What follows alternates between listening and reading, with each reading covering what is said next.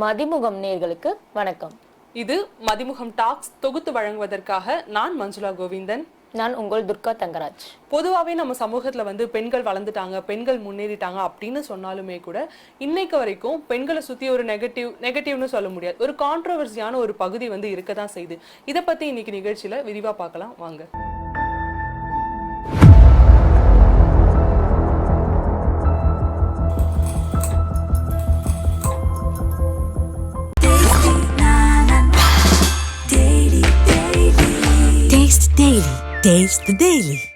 சரி Manjula, intro negative அப்படிலாம் சொல்லி நீ ஒரு இன்ட்ரோ கொடுத்திருக்க மக்களுக்கு.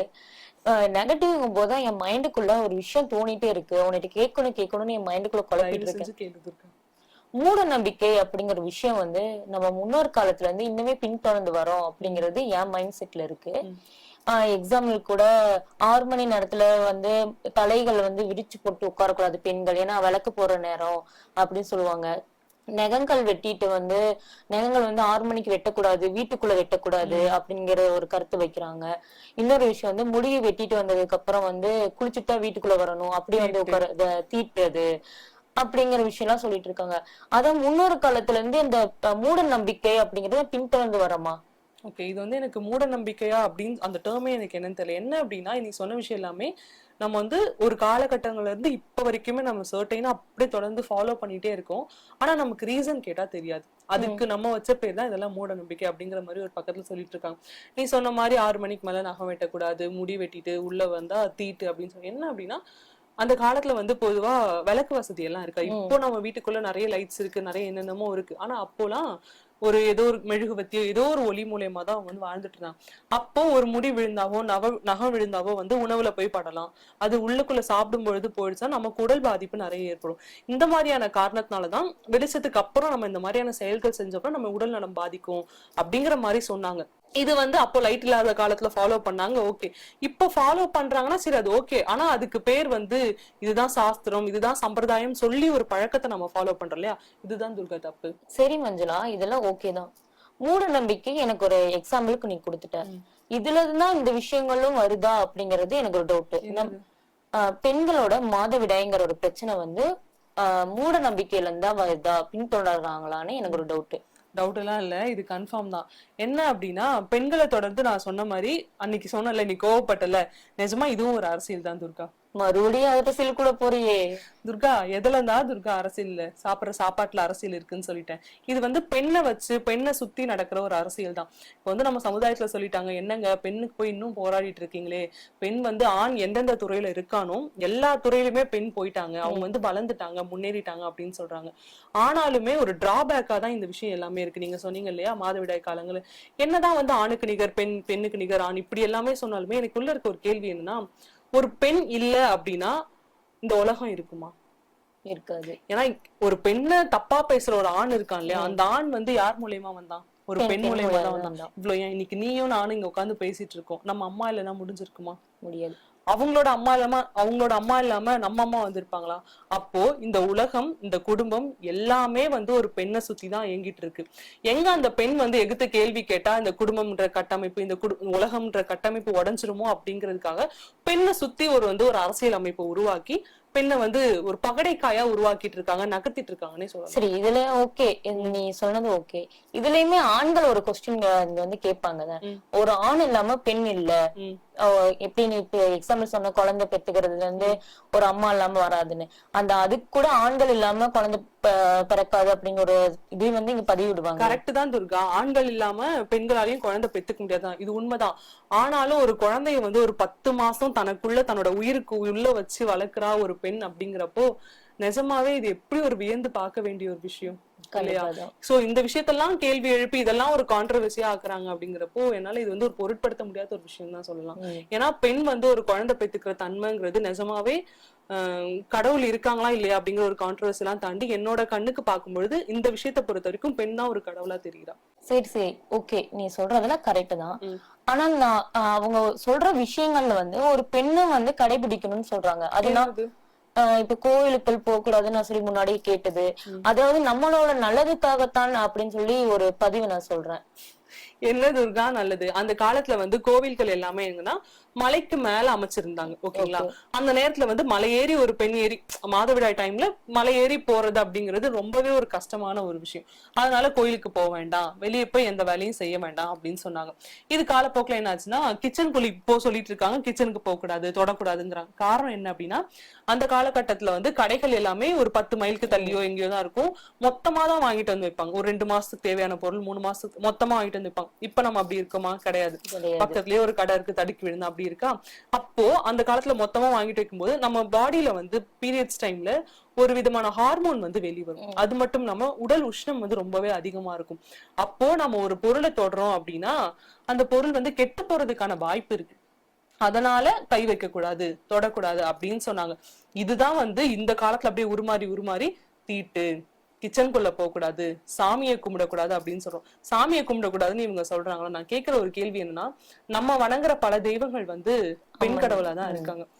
பெண் கடவுள் அப்படிங்கிறப்போ அந்த கடவுளுக்கு அந்த இது இல்லையா? கண்டிப்பா.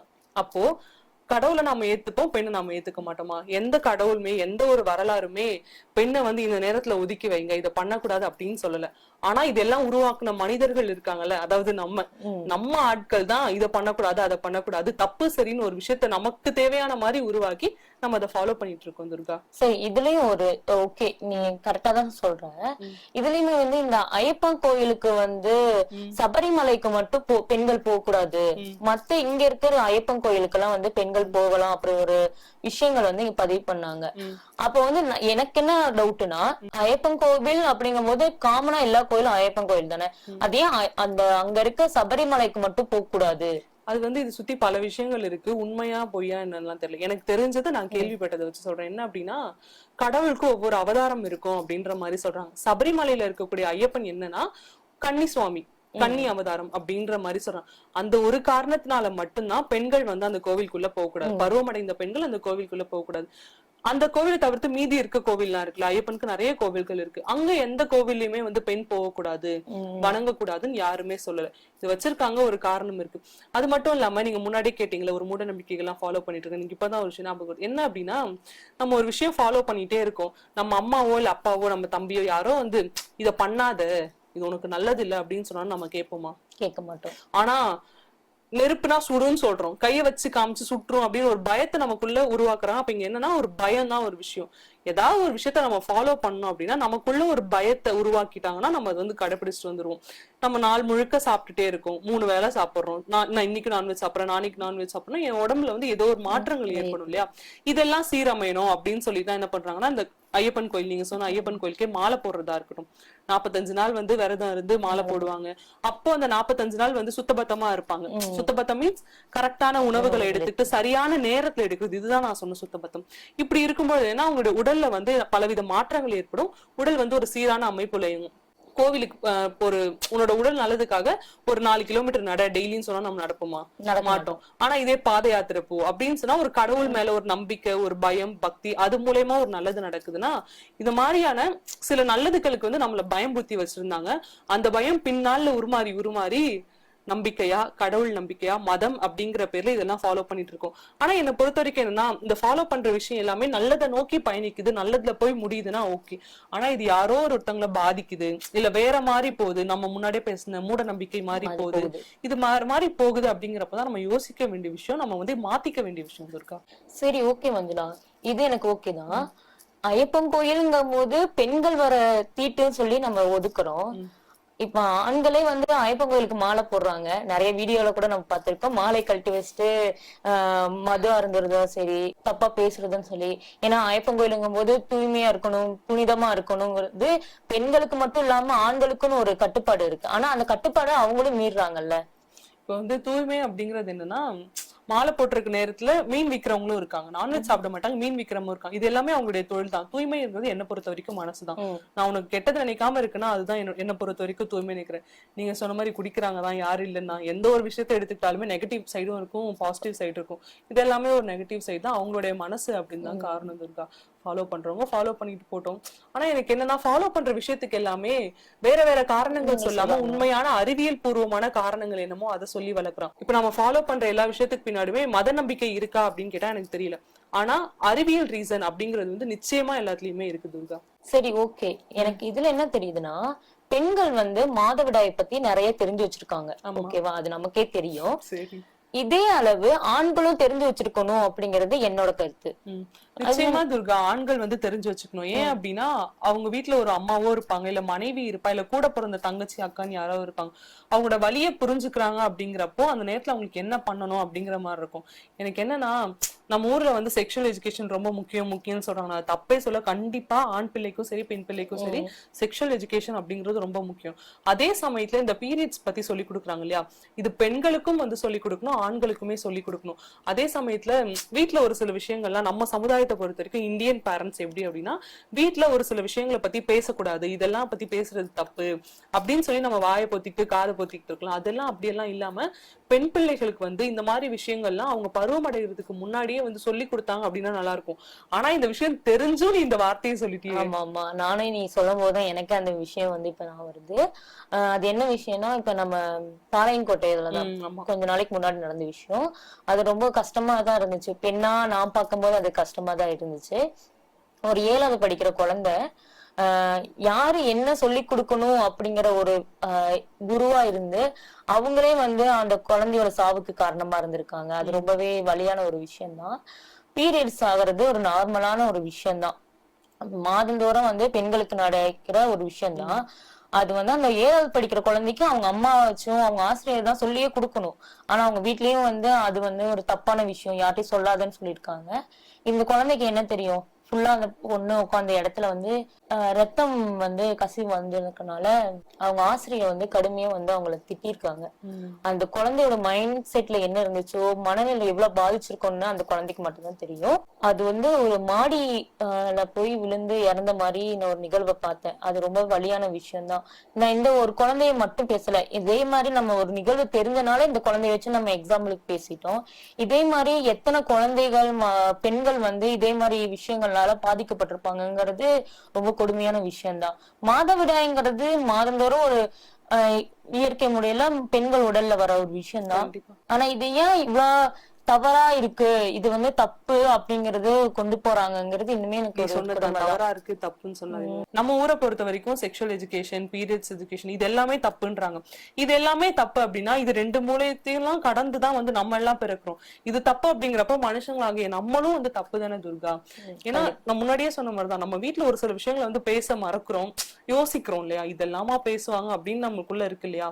இதனால மட்டும்தான் இன்னைக்கு வரைக்கும் சமூகத்துல நடக்கிற பாதி பாலியலா இருக்கட்டும், நீ சொன்ன இந்த மாதிரியான விஷயங்களா இருக்கட்டும், இது எல்லாமே நடக்கிறதுக்கு காரணம் நம்ம வீட்டுல நம்ம தெரியாம ஒரு தப்பு பண்றோம் இல்லையா, இதெல்லாம் வேணாங்க, இதெல்லாம் எதுக்குங்க அப்படின்னு சின்னதா கடந்து போற ஒரு விஷயம் தான் இந்த மாதிரியான விஷயத்துக்கு எல்லாத்துக்குமே காரணம். பொதுவா இது மாறணும் அப்படின்னா பேரண்ட்ஸ் முன் வரணும், நீ சொன்ன மாதிரி டீச்சர்ஸ் முன் வரணும். பேரண்ட்ஸ் கிட்ட அது ஒரு கம்ஃபர்டபிள் கூட மேபி டீச்சர்ஸ் கிட்ட ஒரு சிலருக்கு இருக்கலாம், டீச்சர்ஸ் கிட்ட அல்லது ஒரு கம்ஃபர்டபிள் கூட பேரண்ட்ஸ் கிட்ட இருக்கலாம். நம்ம அம்மா அப்பா தானே அப்படிங்கிற ஒரு சுதந்திரம் வந்துச்சு அப்படின்னாலே எல்லாமே அந்த குழந்தைங்க அம்மா அப்பா கிட்ட கேட்கும், டீச்சர்ஸ் கிட்ட கேட்கும். அவங்க முன் வந்து சொல்றாங்க அப்படிங்கிறப்போ இந்த மாதிரியான பாலியல் இஷ்யூவா இருக்கட்டும், இந்த மாதிரியான இழப்புகளை வந்து கண்டிப்பா நம்மளால தவிர்க்க முடியும் இருக்கா. ஓகே, சரி. இது வரைக்கும் நீ பேசுனதுல எனக்கும் ஒப்பீனியன் இருக்கு. இன்னொரு விஷயம் என்னன்னா, நிறைய கடைகள்லயும் நீ கூட பாத்திருக்கலாம், மெடிக்கல் ஷாப்லயும் நாப்கின்ங்கிற ஒரு விஷயத்த வந்து பேக் பண்ணி கண்டிப்பா. ஏன்னா இது மாற வேண்டியது என்ன அப்படின்னா பேக் பண்ணி குடுக்குறாங்க இல்லையா, அவங்களுடைய மைண்ட் செட். பேக் பண்ணி தாங்கன்னு சொல்றாங்க இல்லையா, அவங்களுடைய மைண்ட் செட். இந்த மாதிரிதான் மறைச்சு மறைச்சு நம்ம பண்ற விஷயங்கள் மூலியமா தானங்க நம்ம பிறக்கிறோம். அப்ப நம்மளே தப்பா? ஒரே ஒரு நிமிஷம் இந்த கேள்வி நம்ம கேட்டோம் அப்படின்னா எதுவுமே தப்பு இல்லைன்ற மாதிரி ஆயிடும். ஏன்னா தப்பான விஷயத்த எல்லாமே நம்ம சமூகத்தை பொறுத்த வரைக்கும் ரொம்ப ஜாலியா பண்ணிட்டு இருக்காங்க. மது அருந்துறது, ஒரு சில விஷயங்கள் எல்லாமே ரொம்ப தப்பு, பண்ணக்கூடாது அப்படின்னு சொல்லி சட்டத்திலேயே வந்து இடம் இருக்கு. ஆனா அந்த மாதிரியான விஷயங்களை வந்து சோசியல் மீடியால ஷேர் பண்ணிக்கிறோம், அதை ரொம்ப பெருமையா கர்வமா காமிச்சுக்கிற நம்ம இந்த மாதிரியான ரொம்ப நார்மலான விஷயத்த நம்ம வாழ்க்கையோட பின்னணியில நம்ம வாழ்க்கையோட கலந்திருக்கிற ஒரு விஷயத்த வந்து அசிங்கம், தப்பு, தீட்டு அப்படிங்கிற ஒரு விஷயத்த வந்து வச்சு மறைச்சு பண்றதுனாலதான் எல்லாமே நடக்குதுன்னு நான் சொல்றேன். பேக் பண்ணி கொடுக்குறாங்க அப்படின்னா மாற வேண்டியது நம்ம மைண்ட் செட். மைண்ட் செட் மாறுச்சுனாலே இது எல்லாமே மாறிடும். எடுத்துட்டு போறவனுக்கு ஓரளவுக்கு ஓகே அப்படின்னா கூட பாக்குறவன் என்ன நினைப்பான் அப்படிங்கிற மாதிரி இருக்கும். பாக்குறவன் பார்வை மாறணும்.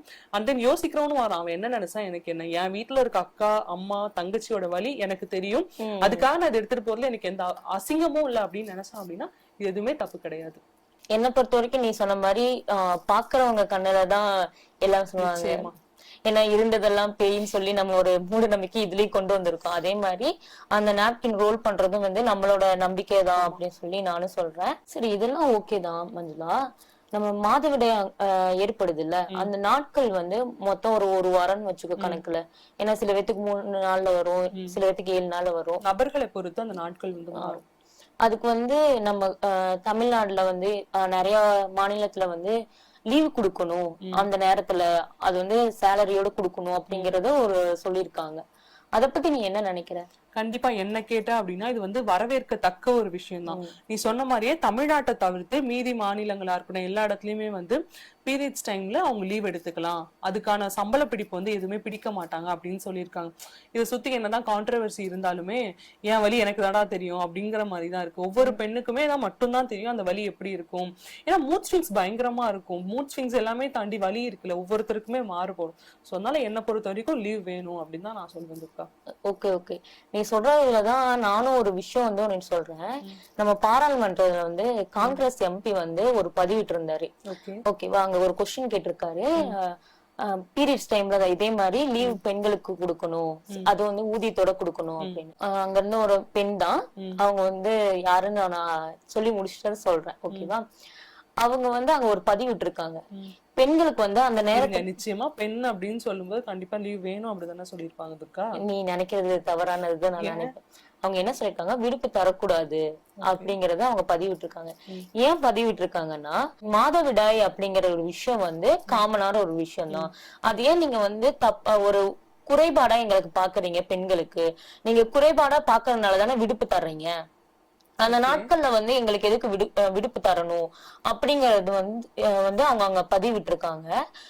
நிறைய பேருக்கு வந்து என்ன பொறுத்த வரைக்கும், ஐ மீன் என்னோட ஒப்பீனியன் கூட சரி கரெக்ட் தானே, எனக்கு குறைபாடுங்கறத வந்து ஒப்பிட்டு தானே அவங்க வந்து விடுப்பு எல்லாம் தரணும் அப்படிங்கறத வந்து அங்க பதிவிட்டு இருக்காங்க. பெண்ணா இருந்தா அவங்க வந்து என்ன நீ கேட்ட மாதிரி விடுப்பு தரலாம் அப்படிங்கிற ஒரு விஷயம் தான் அங்க கொண்டு வந்திருப்பாங்க நானும் நினைச்சேன். ஆனா அவங்க போட்டிருந்த பதிவு வந்து கரெக்டுங்கிறது என்னோட ஒப்பீனா இருந்துச்சு. இன்னொரு விஷயம், அவங்க இன்னொன்னு என்னன்னா, பெண்களை எல்லா விஷயத்திலயும் முன் வராங்க. நீங்க வந்து இப்ப விடுப்பு இந்த நேரத்துல நீங்க ஓய்வு எடுக்கணும் அப்படிலாம் சொல்லி அவங்களுக்கு அந்த விஷயத்த வந்து தடை பண்றாங்களோ அப்படின்னு அவங்க பதிவிட்டு இருக்காங்க. யாருன்னா நம்ம ஸ்மிருதி இராணி தான் வந்து பதிவிட்டு இருக்காங்க. அந்த பதிவுமே எனக்கு வந்து கரெக்ட் தான் அப்படிங்கறது என்னோட ஒப்பீனியா இருக்கு. இது ஆக்சுவலா எப்படின்னா, ஒரு ஆணோட பெர்ஸ்பெக்டிவ்ல இருந்து பார்க்கும்பொழுது ஆணை பொறுத்த வரைக்கும் எல்லா பெண்ணும் ஒண்ணுதான். அப்போ எல்லா பெண்ணுக்கும் அந்த மாதவிடாய் வந்து ஒரே மாதிரியாதான் இருக்கும்னு சொல்லி அவங்க நினைப்பாங்க. ஆனா பெண்களாகிய நமக்கு மட்டும்தான் தெரியும் ஒவ்வொருத்தருடைய வலியும் மாறுபடும். அப்போ அதுக்கேத்த மாதிரி அவங்களுக்கு தேவை இல்லையா எல்லாருக்கும். இப்ப வந்து ஒரு திட்டம் ஒண்ணு அனௌன்ஸ் பண்ணலாம் வேணும் அப்படின்னா, மாதவிடாய் காலங்கள்ல விடுப்பு தேவைப்படுறவங்க விடுப்பு எடுத்துக்கலாம், அதுக்காக எந்த சம்பள பிடிப்போ இல்ல எதுவுமே பண்ண மாட்டாங்க அப்படின்னு சொல்லிருக்காங்க. ஏன் அப்படின்னா ஒவ்வொருத்தருக்கு நான் முன்னாடி சொன்ன மாதிரி ஒவ்வொருத்தருக்குமே வலி அப்படிங்கிறது மாறுபடும். எனக்கு வலினா நான் லீவ் எடுத்துப்பேன், உங்களுக்கு வலி இல்லைன்னா நீங்க லீவ் எடுத்துக்க வேணாம்.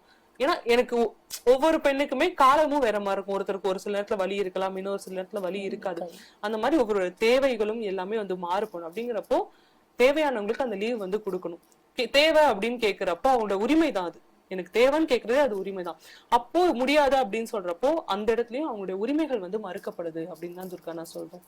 நீ சொன்ன அரசியல் இதுதான் நினைக்கிறேன். ஒவ்வொருத்தவங்களுக்கும் அவங்க உடல் அமைப்பை பொறுத்த வரைக்கும் மாதவிடாய் அமையுங்கிறத நீ சொல்லிட்ட. ஏன்னா எனக்கு தேவைப்படாது உனக்கு தேவைப்படுங்கிறது அவங்களோட பர்சனல் ஒப்பீனியனை பொறுத்துதான் இருக்கு. காமனா வந்து யாருக்குமே வேணாங்கிறது அங்க தவறான பதிவாதான் இப்போ எனக்கு தோணுது. கண்டிப்பா துர்கா, நான் ஆரம்பத்துல முன் வச்ச கருத்து தான். பெண்கள் வந்து என்னதான் வந்து உச்சத்தை அடைஞ்சிட்டாங்க, முன்னேற்றம் அடைஞ்சிட்டாங்க அப்படின்னு சொன்னாலுமே இன்னுமே சமூகத்துல மூட நம்பிக்கை தீட்டு அப்படிங்கிற ஒரு சில பெயர்களை வச்சு அவங்கள சுத்தி ஒரு நெகட்டிவான ஒரு கான்ட்ரவர்சியான சைட் வந்து இன்ன வரைக்கும் இருந்துட்டா இருக்கு. என்ன பொறுத்த வரைக்கும் என்ன அப்படின்னா, உரிமைகளும் தேவைகளும் வந்து ஒவ்வொருத்தரை பொறுத்த வரைக்கும் மாறும். ஆனா வந்து அவங்களுக்கு தேவையான நேரத்துல வந்து அது எல்லாமே மறுக்கப்படுது, நிராகரிக்கப்படுது. அப்படிங்கிறப்போ இது எல்லாமே சட்டத்தால கண்டிக்கப்பட வேண்டிய விஷயம். இதே போல வேறொரு இன்ட்ரெஸ்டிங்கான டாபிக்கோட உங்களை வந்து சந்திக்கிறோம். அதுவரை உங்களிடம் இருந்து விடைபெறுவது நான் மஞ்சுளா கோவிந்தன். நான் துர்கா தங்கராஜ். நன்றி. Taste Daily. Taste the Daily.